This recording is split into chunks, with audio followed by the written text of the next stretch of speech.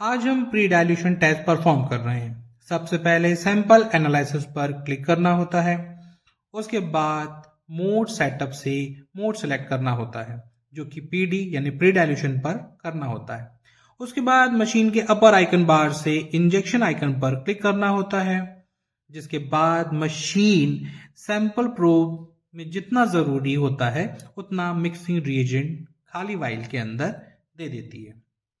इसको कलेक्ट करने के बाद हमको 20 माइक्रोलीटर होल ब्लड उसमें अच्छे से मिक्स करना होता है।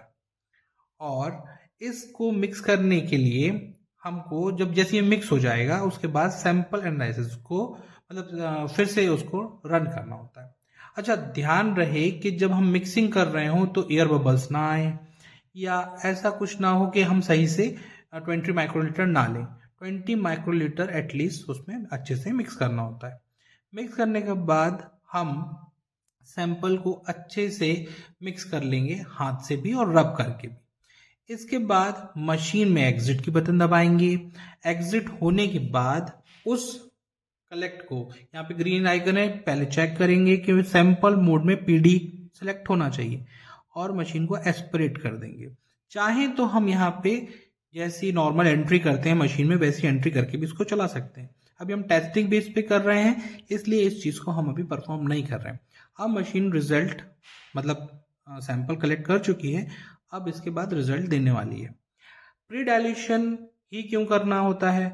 हम होल ब्लड पे भी तो सैंपल रन कर सकते थे। तो ऐसे पेशेंट जिनका सैंपल कम निकलता है या फिर न्यू बॉर्न बेबी जिनकी 5 साल से कम उम्र होती है, उनके केस में हमें कम सैंपल कलेक्ट करना होता है। ऐसे टेस्ट को परफॉर्म करने के लिए हम 20 माइक्रोलीटर से भी वही रिजल्ट ऑब्टेन कर सकते हैं जो कि हम नॉर्मल पेशेंट से ऑब्टेन करते हैं। हालांकि कुछ पैरामीटर्स ऐसे हैं जो परफॉर्म करने में कम ज़्यादा आते हैं, लेकिन इससे कोई ज़्यादा फर्क नहीं पड़ता, ये बिल्कुल सही रिजल्ट आता है।